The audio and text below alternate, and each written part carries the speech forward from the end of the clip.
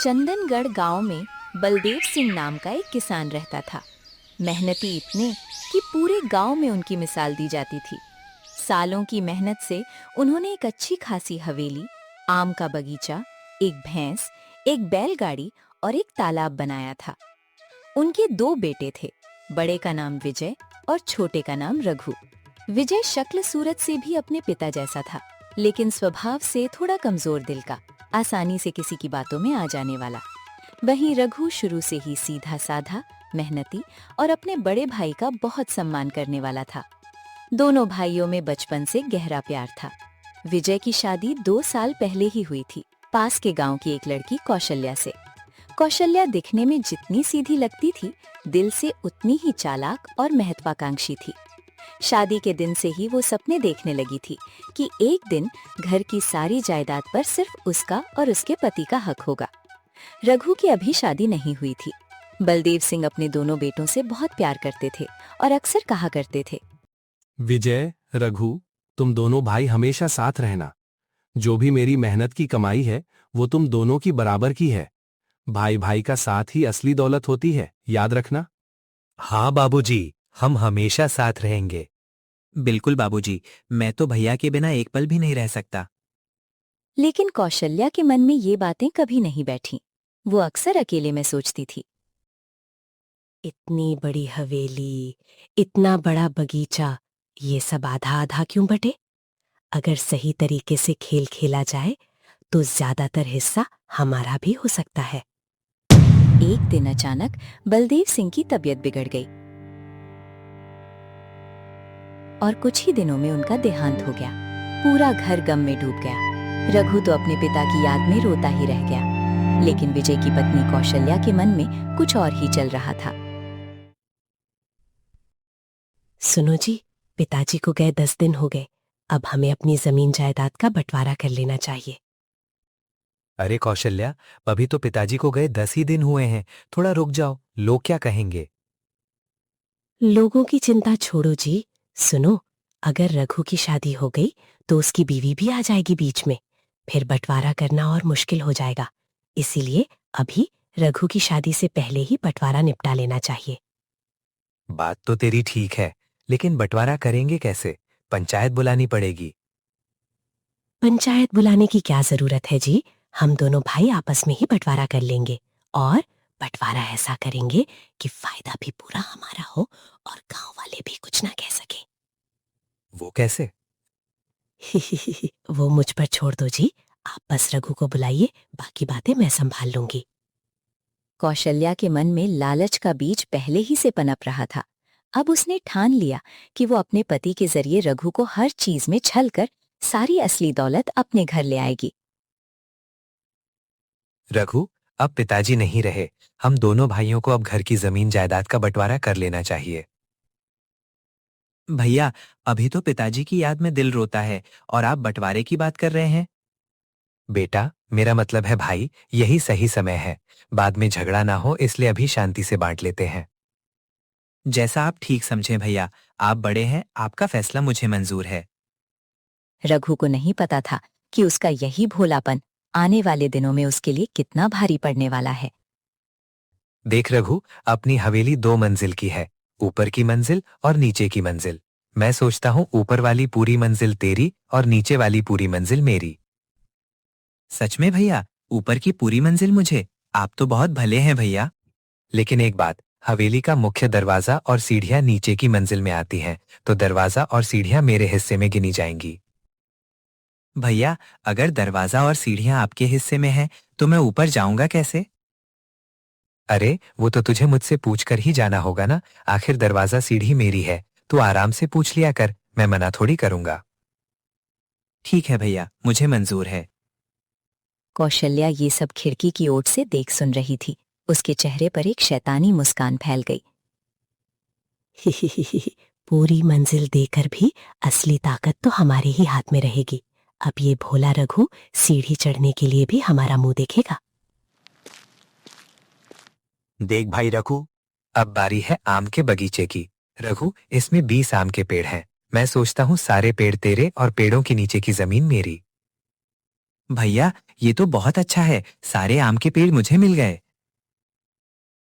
हाँ, लेकिन एक शर्त, पेड़ों को पानी देना, खाद डालना, सारी देखभाल तेरी जिम्मेदारी होगी क्योंकि पेड़ तेरे हैं। लेकिन जब आम पककर नीचे गिरेंगे तो वो जमीन पर गिरेंगे ना, और जमीन तो मेरी है, इसलिए गिरे हुए आम मेरे होंगे। भैया, लेकिन आम तो पेड़ पर पकते ही तोड़ लिए जाते हैं ना? अरे रघु, तू भूल गया, कच्चे आम तोड़ने से पेड़ को नुकसान होता है। सही तरीका तो यही है कि आम खुद पककर गिरे, और जो गिरेगा वो जमीन का हिस्सा है, यानी मेरा। आप कहते हैं तो ठीक ही होगा भैया, मुझे मंजूर है। भोला रघु फिर से अपने भाई की चालाकी में फंस गया, बिना ये समझे कि असली फायदा किसका होने वाला है। चल अब भैंस का बंटवारा करते हैं।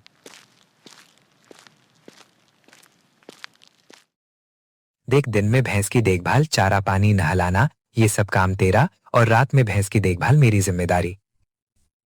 ठीक है भैया, ये तो बराबर का बंटवारा लगता है।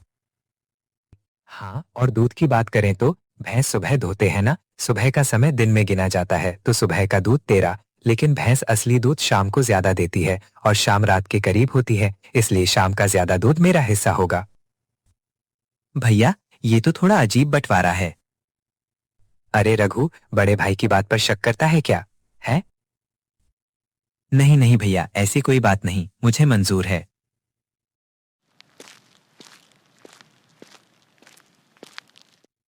अब बैलगाड़ी की बारी। इसके 2 पहिए हैं और एक तख्ता। मैं सोचता हूँ दोनों पहिए तेरे और ऊपर का तख्ता जिस पर बैठकर सामान ढोया जाता है वो मेरा। भैया, अगर पहिए मेरे और तख्ता आपका, तो बैलगाड़ी चलेगी कैसे? इसे तो साथ में ही इस्तेमाल करना पड़ेगा ना? बिल्कुल सही कहा तूने, इसलिए जब भी मुझे सामान ढोना होगा मैं तेरे पहियों का इस्तेमाल करूंगा, और बदले में तू मेरे तख्ते पर बैठकर मुफ्त में गांव घूम सकता है ना? फायदे का सौदा। जी भैया, जैसा आप कहें।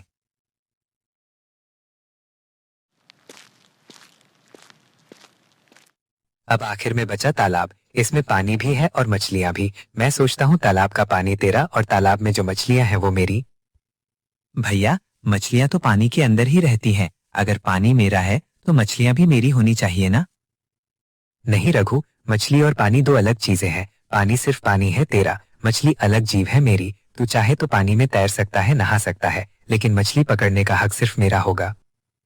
ठीक है भैया, आपका फैसला मुझे मंजूर है। चल रघु, अब आखिरी चीज बची है, अनाज का कोठार। इसमें 2 हिस्से हैं, ऊपर की टोकरियां और नीचे की बोरियां। मैं सोचता हूँ ऊपर की सारी टोकरियां तेरी और नीचे की सारी बोरियां मेरी। भैया, टोकरियों में तो नया अनाज भरा है, ये तो अच्छा है। हाँ, लेकिन एक बात, कोठार का दरवाजा नीचे की तरफ खुलता है, तो दरवाजे की चाबी मेरे हिस्से में गिनी जाएगी। तुझे अपनी टोकरियां निकालने के लिए भी मुझसे चाबी मांगनी पड़ेगी। ठीक है भैया, जैसा आप कहें, मुझे मंजूर है। इस तरह हवेली, बगीचा, भैंस, बैलगाड़ी, तालाब और अनाज का कोठार, हर चीज का बंटवारा ऐसे शब्दों में हुआ जो सुनने में बराबर लगते थे, लेकिन असली फायदा हमेशा विजय और कौशल्या के हाथ में ही रहता था। बंटवारे के बाद कौशल्या घर के अंदर खुशी से झूम उठी। देखा जी, मैंने कैसा जाल बुना। ऊपर से लगेगा रघु को सब कुछ मिला, लेकिन असली फायदा तो हमारा ही रहेगा। अब ये भोला रघु जिंदगी भर हमारा गुलाम बनकर रहेगा और उसे पता भी नहीं चलेगा। वाह कौशल्या, तेरी अक्ल के तो सब कायल हो जाए, तूने तो कमाल कर दिया। अगले कुछ हफ्तों में रघु को धीरे धीरे एहसास होने लगा कि बंटवारा उसके हक में नहीं था। भैया, मुझे ऊपर जाना है, क्या मैं सीढ़ी इस्तेमाल कर सकता हूँ? अभी नहीं रघु, मैं अभी व्यस्त हूँ, थोड़ी देर बाद पूछना। ठीक है भैया। रघु घंटों दरवाजे के बाहर खड़ा रहा और आखिरकार शाम को उसे सीढ़ी चढ़ने की इजाजत मिली। ये सिलसिला अब रोज का बन गया था। कुछ हफ्तों बाद आम पकने लगे। रघु रोज पेड़ों की सेवा करता, पानी देता, खाद डालता, लेकिन जैसे ही आम पकने लगे, कौशल्या ने एक नई चाल चली। सुनो जी, चलो रात में जाकर पेड़ों को हिलाते हैं। जितने ज्यादा आम गिरेंगे उतने ज्यादा हमारे, और गिरे हुए आम तो जमीन के हैं, यानी हमारे। वाह कौशल्या, तू तो सच में लालच की मल्लिका है। उस रात विजय और कौशल्या चुपचाप बगीचे में गए और सारे पेड़ों को जोर जोर से हिलाकर पके कच्चे सारे आम जमीन पर गिरा दिए।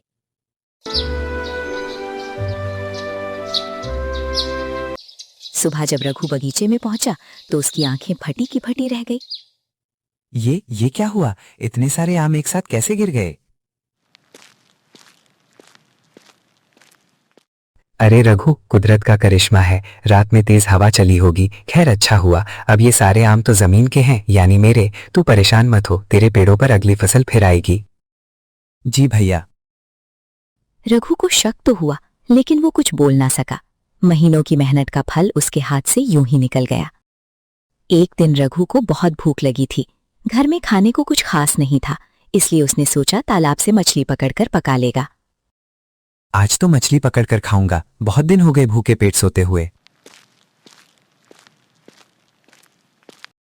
ए रघु, कहाँ जा रहा है जाल लेकर? भैया बहुत भूख लगी है, सिर्फ 2 मछली दे दीजिए ना। अरे भूल गया क्या बंटवारा? मछलियां मेरी हैं, पानी तेरा। तू चाहे तो पानी में डुबकी लगा ले, नहा ले, लेकिन मछली नहीं छू सकता। भैया बहुत भूख लगी है, सिर्फ 2 मछली दे दीजिए ना। नहीं रघु, बंटवारा बंटवारा होता है, एक भी मछली नहीं दूंगा। भूखे पेट रघु वहां से चला गया। उसकी आंखों में आंसू थे लेकिन दिल में अभी भी अपने भाई के लिए सम्मान बाकी था। उसी शाम भूख से बेहाल रघु ने सोचा कि कुठार से थोड़ा अनाज निकालकर रोटी बना लेगा, लेकिन जब वो कुठार के दरवाजे पर पहुंचा। भैया मुझे टोकरी से थोड़ा अनाज निकालना है, जरा दरवाजा खोल दीजिए। अभी नहीं रघु, मैं थका हुआ हूं, कल सुबह खोलूंगा। भैया आज रात खाने को कुछ नहीं है घर में। कल की बात कल देखेंगे, अभी मुझे आराम करना है। रघु उस रात भूखे पेट ही सो गया।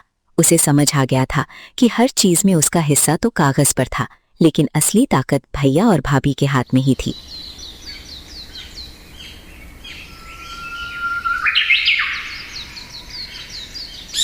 अरे सुना तुमने, विजय ने अपने छोटे भाई रघु के साथ कैसा बंटवारा किया है? हाँ रे, मैंने भी सुना। ऊपर से लगता है बराबर बंटवारा है, लेकिन असली फायदा तो सब विजय का ही है। बेचारा रघु तो भूखा मर रहा है। उस कौशल्या का तो दिमाग बहुत तेज चलता है। सुना है सारी चालें उसी की सिखाई हैं। हाय राम, ऐसी भाभी तो किसी दुश्मन को भी ना मिले। अपने ही देवर के साथ इतना छल। और सुना है कल रात रघु भूखे पेट सोया, क्योंकि कोठार की चाबी भी भाई के पास है। बेचारा अपने ही घर में मेहमान जैसा हो गया है। शर्म आनी चाहिए विजय को। बाप की मौत के 10 दिन बाद ही बंटवारा, और वो भी ऐसा घटिया बंटवारा। बलदेव सिंह जी होते तो रो पड़ते। कोई तो इस बेचारे रघु की मदद करे। इतना भोला भाला लड़का है, किसी का बुरा नहीं सोचता, फिर भी उसी के साथ ऐसा हो रहा है। धीरे धीरे ये बात पूरे गांव में फैल गई कि कौशल्या ने अपने पति से ये सारा अन्यायपूर्ण बंटवारा करवाया है। लेकिन रघु फिर भी चुप रहा, क्योंकि उसे अभी भी लगता था कि बड़े भाई का सम्मान करना उसका फर्ज है। बाबूजी आप होते तो क्या मेरे साथ ऐसा होने देते? मैंने तो हमेशा भैया का सम्मान किया, फिर मेरे साथ ऐसा अन्याय क्यों हो रहा है?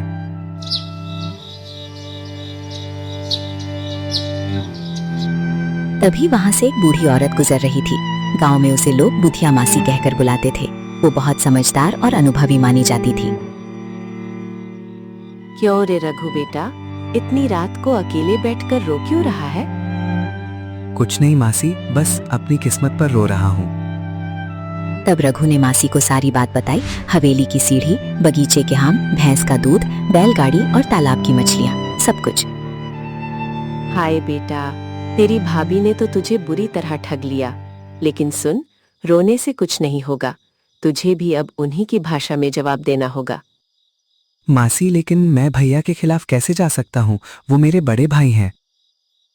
सुन रघु, सम्मान और मूर्खता में फर्क होता है। जो शब्द उन्होंने खुद बोले हैं, तू उन्हीं शब्दों का सही मतलब निकालकर अपने हक की चीजें ले सकता है। ये कोई धोखा नहीं, ये न्याय है। चल मैं तुझे बताती हूँ क्या करना है। बुधिया मासी ने रघु के कान में धीरे धीरे सारी तरकीब समझाई। रघु के चेहरे पर महीनों बाद पहली बार एक हल्की मुस्कान आई। सच में मासी, अगर ऐसा हो गया तो भैया को अपनी गलती का एहसास हो जाएगा। हो सकता है एहसास हो जाए, या फिर उन्हें पंचायत या राजा तक जाना पड़े, लेकिन सच्चाई हमेशा जीतती है बेटा। बस याद रखना, बदला लेने के लिए नहीं, अपना हक लेने के लिए ये करना है।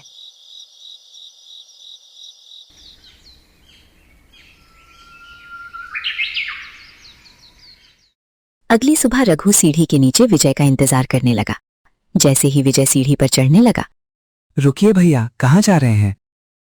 रघु, ये क्या बदतमीजी है? मुझे ऊपर जाना है जरा सामान लेने। भैया याद है ना, ऊपर की पूरी मंजिल मेरी है और सीढ़ी नीचे की मंजिल में गिनी जाती है। पर सीढ़ी का इस्तेमाल तो ऊपर जाने के लिए होता है ना, तो सीढ़ी का इस्तेमाल करने का हक भी मुझे ही मिलना चाहिए। आपको मुझसे इजाजत लेनी होगी। क्या? ये तू क्या बोल रहा है? वही तो जो आपने मुझसे कहा था दरवाजे के बारे में। अब आप मुझसे पूछिए, मैं मना थोड़ी करूंगा। बस आज मन नहीं है इजाजत देने का, कल देखेंगे। विजय को कुछ समझ नहीं आया, लेकिन गुस्से में पैर पटकते हुए वापस चला गया। कुछ दिन बाद जब नई फसल के आम पकने का समय आया, रघु ने खुद पेड़ों को दिन में झकझोर दिया ताकि सारे पके आम गिर जाए। विजय ये देखकर दौड़ा आया। अरे रघु, ये क्या कर रहा है? तू खुद पेड़ों को हिलाकर आम गिरा रहा है। क्यों भैया, कोई गलत काम कर रहा हूं क्या? पेड़ मेरे हैं, मैं उनके साथ जो चाहूं करूं, ये तो मेरी मर्जी है। रात में तो कोई और भी पेड़ हिला जाता है ना? नहीं, मुझे नहीं पता किसने हिलाए थे। कोई बात नहीं भैया। हाँ, लेकिन अब ये सारे आम जमीन पर गिर गए हैं, तो बंटवारे के हिसाब से ये तो आपके हुए, है ना? मैं तो बस अपनी पेड़ों की देखभाल कर रहा था। विजय के पास कोई जवाब नहीं था, क्योंकि ये वही तर्क था जो उसने खुद इस्तेमाल किया था। लेकिन असली चोट अभी बाकी थी, क्योंकि इस बार आम जमीन पर गिरकर टूट फूट गए थे, बेकार हो चुके थे। ये तो सारे टूट गए, खराब हो गए। अब इनका क्या फायदा? भैया आपने ही तो कहा था जमीन पर गिरे आम आपके। अब वो टूटे हों या साबुत, ये तो आपकी किस्मत है। अगली सुबह रघु जल्दी उठा और सुबह होते ही भैंस का पूरा दूध निकाल लिया, इससे पहले कि विजय आए। अरे रघु, ये क्या कर रहा है? शाम का दूध तो मेरा है। भैया अभी तो सुबह है, सुबह का दूध मेरा हिस्सा है, ये तो आपने ही तय किया था। और आज मैंने भैंस को सुबह ही ज्यादा चारा खिला दिया, तो दूध भी ज्यादा निकल आया। इसमें मेरी क्या गलती? लेकिन शाम को तो कुछ बचा ही नहीं होगा। हो सकता है भैया, भैंस भी तो थक जाती है ना ज्यादा दूध देकर। विजय का चेहरा गुस्से से लाल हो गया, लेकिन वो कुछ कह ना सका, क्योंकि नियम तो उसी ने बनाए थे। कुछ दिनों बाद विजय को अनाज बेचने शहर जाना था। जैसे ही वो बैलगाड़ी की ओर बढ़ा, चल रघु, आज मुझे शहर जाना है, बैलगाड़ी निकाल। भैया बैलगाड़ी के पहिए तो मेरे हैं, अगर आपको जाना है तो पहियों का किराया देना होगा। किराया? कैसा किराया? वही किराया भैया जो आपने मुझसे कहा था। बदले में मैं आपके तख्ते पर मुफ्त में गांव घूम सकता हूं, तो अगर आपको मेरे पहियों की जरूरत है तो आपको भी कुछ बदले में देना होगा ना। ये तो बराबरी की बात है। ये तो सरासर बदमाशी है। बदमाशी नहीं भैया, यही तो हमारा बंटवारा है, आपने ही सिखाया मुझे। विजय गुस्से में बिना बैलगाड़ी के ही पैदल शहर की ओर चल पड़ा। रास्ते में उसका सामान भारी होने की वजह से वो थक कर चूर हो गया। अगले दिन रघु तालाब में उतर गया और मस्ती से नहाने तैरने लगा। पानी को खूब उछालने गंदा करने लगा। रघु, ये क्या कर रहा है? पानी इतना गंदा क्या कर रहा है? भैया पानी तो मेरा है ना, मैं उसके साथ जो चाहूं करूं। आज मन कर रहा है पूरे दिन तालाब में नहाऊं, मस्ती करूं। रघु पूरे दिन तालाब में उछल कूद करता रहा, जिससे पानी बहुत गंदा और मटमैला हो गया। शाम को जब विजय मछली पकड़ने गया, ये पानी इतना गंदा क्यों है? मछलियां तो दिख ही नहीं रही। पता नहीं भैया, मैंने तो बस पानी में मस्ती की, वो तो मेरा हक है। मछलियां आपकी हैं, उनकी देखभाल तो आपको करनी चाहिए थी ना। विजय हाथ मलता हुआ खाली हाथ लौट आया। अगली सुबह जब विजय कोठार खोलने पहुंचा तो देखा रघु पहले से वहां खड़ा था।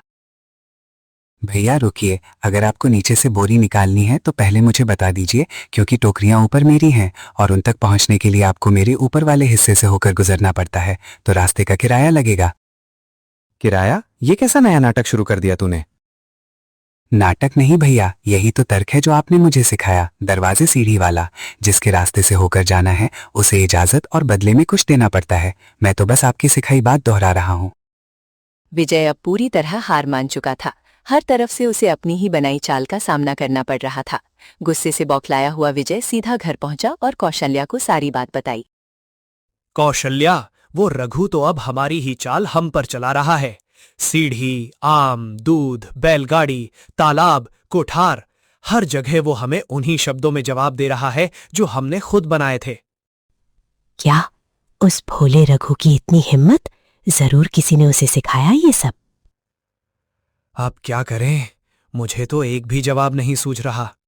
चलो पहले गांव के मुखिया जी के पास चलते हैं, वो हमारी बात जरूर सुनेंगे।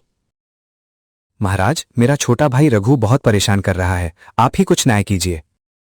विजय, तुमने बंटवारा करते वक्त पंचायत को बुलाया ही नहीं था। तुमने और तुम्हारी पत्नी ने अपनी मर्जी से अपने हिसाब से बंटवारा किया। अब जब बंटवारा तुम्हारे खिलाफ जा रहा है तो पंचायत के पास आए हो, ये तो ठीक नहीं है। मुखिया जी, कुछ तो कीजिए, वरना हमारा तो सब कुछ बर्बाद हो जाएगा। मैं इसमें कुछ नहीं कर सकता। जो बंटवारा तुमने खुद अपने शब्दों में तय किया वो अब तुम्हें ही निभाना होगा। हाँ, अगर तुम चाहो तो राजा के दरबार में जा सकते हो, वहीं शायद कोई हल निकले। निराश होकर विजय और कौशल्या मुखिया की हवेली से बाहर निकले। मुखिया कुछ नहीं करेगा, चलो सीधा राजा के दरबार में चलते हैं। वहां जाकर रघु के खिलाफ शिकायत करेंगे।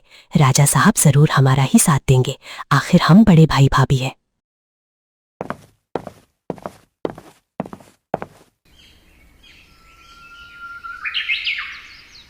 अगले दिन विजय और कौशल्या रघु को लेकर राजा के दरबार पहुंच गए। कहो विजय, किस बात की शिकायत लेकर आए हो? महाराज, मेरा छोटा भाई रघु बहुत ढीठ हो गया है। बंटवारे के बाद से वो हर चीज में मुझे परेशान कर रहा है। सीढ़ी इस्तेमाल नहीं करने देता, आम तोड़ फोड़ देता है, दूध रोक लेता है, बैलगाड़ी के पहियों का किराया मांगता है, तालाब का पानी गंदा कर देता है और अब तो कोठार के रास्ते का भी किराया मांगने लगा है। इतनी सारी बातें एक साथ, कोई तो बड़ी वजह होगी इसके पीछे। ठीक से बताओ, बंटवारा हुआ कैसे था? अच्छा रघु, क्या ये सच है? महाराज, ये सच है, लेकिन मैंने वही किया जो मेरे भैया ने खुद बंटवारे में तय किया था। महाराज, अगर आप अनुमति दें तो मैं पूरी बात बताना चाहूंगा। बोलो रघु, मैं सुन रहा हूं। रघु ने राजा को शुरू से लेकर अब तक की पूरी कहानी सुनाई। हवेली की सीढ़ी का बंटवारा, बगीचे के आमों का बंटवारा, भैंस के दूध का बंटवारा, बैलगाड़ी के पहियों और तख्ते का बंटवारा, तालाब के पानी मछली का बंटवारा और अंत में अनाज के कोठार की चाबी का बंटवारा। और फिर बताया कि कैसे उसने वही शब्द अपने भाई पर लौटाए। सीढ़ी नीचे की मंजिल की, पर इस्तेमाल ऊपर जाने के लिए। जमीन पर गिरा आम जमीन का हिस्सा, दूध का सुबह शाम का बंटवारा जिसमें असली फायदा शाम का, पहिए अलग तख्ता अलग, पानी अलग मछली अलग और अब कोठार का हस्ता भी। क्या विजय, तुमने अपने ही छोटे भाई के साथ ऐसा घटिया बंटवारा किया? सीढ़ी के लिए इजाजत लेनी पड़े, जमीन पर गिरे आम अपने, दूध का समय बांटकर असली हिस्सा अपने पास रखना, पहिए और तख्ता अलग अलग करना, पानी और मछली को अलग करना, कोठार तक जाने का रास्ता तक बंद करना। ये तो सरासर छल है। ये बंटवारा नहीं, ये तो अपने ही भाई को गुलाम बनाने की साजिश थी। महाराज, मैंने तो बस। चुप! और रघु ने जो किया उसने सिर्फ तुम्हारे ही शब्दों का, तुम्हारे ही तर्क का इस्तेमाल किया। अगर तुम्हारा बंटवारा सही था तो रघु का जवाब भी सही है। ईंट का जवाब पत्थर से मिला है तुम्हें। महाराज, ये तो सिर्फ एक गलत फहमी है। हमने तो बस बड़े भाई का हक समझकर। चुप रहो, मैंने अभी तुमसे कुछ नहीं पूछा। पहले बताओ तुम कौन हो? महाराज, ये मेरी पत्नी कौशल्या है। कौशल्या, गांव के कुछ लोगों ने मुझे पहले ही बता दिया था कि ये सारी चालें तुम्हारे दिमाग की उपज हैं। सच बताओ, क्या ये सच है? कौशल्या का चेहरा डर से पीला पड़ गया। वो कुछ बोल ना सकी। बोलो। हाँ महाराज, मैंने ही ये सारी तरकीबें सोची थी। मुझे लगा हमें ज्यादा फायदा मिलेगा और कोई शिकायत भी नहीं कर पाएगा। लालच ने तुम्हारी आंखों पर ऐसी पट्टी बांध दी कि तुमने अपने ही घर के छोटे भाई को धोखा देने में जरा भी संकोच नहीं किया। ये घोर अन्याय है। तभी दरबार में गांव के मुखिया और बुधिया मासी भी पहुंच गए। मुखिया के हाथ में एक पुराना कागज था। महाराज, क्षमा करें, मैं देर से पहुंचा, लेकिन मेरे पास एक जरूरी चीज है। बलदेव सिंह जी अपने जाने से पहले मेरे पास एक पत्र छोड़ गए थे, ये कहकर कि जरूरत पड़ने पर ही इसे खोला जाए। पढ़ो मुखिया जी, क्या लिखा है इसमें? मैं बलदेव सिंह अपने होश हवास में ये लिखता हूं कि मेरी सारी जमीन जायदाद मेरे दोनों बेटों विजय और रघु में बिल्कुल बराबर बांटी जाए। कोई भी एक दूसरे को छल या चालाकी से ना ठगे। अगर ऐसा हुआ तो ये मेरी आत्मा को दुख देगा। ये सुनकर पूरे दरबार में सन्नाटा छा गया। विजय की आंखों में आंसू आ गए। उसे अपने पिता की बात याद आकर बहुत शर्म महसूस हुई। बाबूजी, मुझे माफ कर दो। कौशल्या की बातों में आकर मैंने अपने ही भाई के साथ अपने पिता की इच्छा के खिलाफ इतना बड़ा अन्याय कर डाला। विजय, अभी भी वक्त है सुधरने का। रघु ने तुम्हें माफ करने में देर नहीं की है, ये उसकी अच्छाई है। मेरा आदेश है, आज से हवेली, बगीचा, भैंस, बैलगाड़ी और तालाब, हर चीज बिल्कुल बराबर, बिना किसी शर्त के दोनों भाइयों में बांटी जाएगी, जैसा बलदेव सिंह जी चाहते थे। और कौशल्या, तुम्हारे लालच ने इस परिवार को लगभग बर्बाद कर दिया था। मैं तुम्हें कोई कठोर सजा नहीं दूंगा, लेकिन आज से पूरे गांव के सामने तुम्हें अपनी गलती स्वीकार करनी होगी और आगे से अपने पति को कभी गलत राह पर नहीं ले जाना होगा। महाराज, मुझे अपनी गलती का एहसास हो गया है, मुझे माफ कर दीजिए। मैं वादा करती हूँ आगे से कभी ऐसा नहीं करूंगी। रघु आगे बढ़ा और अपने भाई विजय को गले से लगा लिया। भैया, मैंने आपसे बदला लेने के लिए नहीं, बस अपना हक दिलाने के लिए ये सब किया था। मेरे दिल में आपके लिए कभी बुराई नहीं थी। मुझे माफ कर दे भाई, मैं कौशल्या की बातों में आकर अंधा हो गया था। आज से हम फिर से एक असली परिवार की तरह रहेंगे, बिना किसी छल कपट के। राजा ने प्रसन्न होकर दोनों भाइयों को आशीर्वाद दिया। बुधिया मासी भी दूर खड़ी मुस्कुरा रही थी, ये देखकर कि उसकी सिखाई हुई बात आखिरकार न्याय दिला ही गई।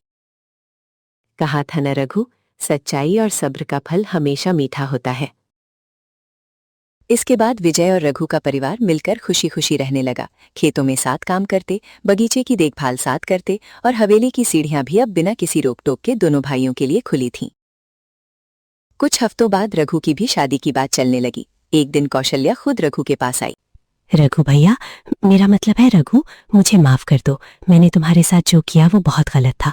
मैं चाहती हूँ कि तुम्हारी शादी की सारी तैयारियों में हवेली की तरफ से जो भी खर्चा हो वो मैं और विजय जी बराबर उठाएं, और तुम्हारी होने वाली पत्नी को मैं अपनी सगी बहन जैसा प्यार दूंगी। भाभी, आपने जो कहा वही काफी है मेरे लिए। बीती बातों को भूलकर अब हम सब एक परिवार की तरह रहेंगे। कौशल्या ने भी अपनी गलती सुधारी और आगे चलकर रघु से एक सच्ची बड़ी बहन जैसा प्यार भरा रिश्ता निभाया। जब गांव वालों को पता चला कि राजा ने विजय और रघु के बीच इंसाफ कर दिया है, तो पूरे गांव में खुशी की लहर दौड़ गई। चलो अच्छा हुआ, आखिरकार भोले रघु को इंसाफ मिल गया। राजा साहब की जय हो। हाँ है, और सुना है कौशल्या भी अब पूरी तरह बदल गई है। रघु की शादी की तैयारियों में खुद आगे बढ़कर मदद कर रही है। सच कहूं तो मुझे उम्मीद नहीं थी कि ऐसी लालची भाभी कभी सुधरेगी भी, लेकिन कहते हैं ना, सच्चाई के सामने बड़े से बड़ा लालच भी झुक जाता है। यही तो जिंदगी का सबसे बड़ा सबक है बच्चों। कोई कितना भी चालाक क्यों ना हो, अगर दूसरा इंसान सच्चाई और धैर्य के रास्ते पर डटा रहे तो जीत आखिर में उसी की होती है। दोस्तों, इस कहानी से हमें ये सीख मिलती है कि लालच इंसान की आंखों पर ऐसी पट्टी बांध देता है जिससे वो अपनों को भी धोखा देने से नहीं हिचकिचाता। लेकिन सच्चाई, धैर्य और अपने हक के लिए सही तरीके से खड़ा होना, यही असली जीत दिलाता है। किसी को भी अपने भोलेपन का फायदा उठाकर धोखा नहीं देना चाहिए, क्योंकि जैसा हम बोते हैं वैसा ही एक दिन काटते भी हैं। उम्मीद है आपको ये कहानी पसंद आई होगी। अगर सीख अच्छी लगी हो तो वीडियो को लाइक करना और चैनल को सब्सक्राइब करना ना भूलें। मिलते हैं अगली कहानी में एक नई सीख के साथ। तब तक के लिए नमस्कार। Subscribe to my channel.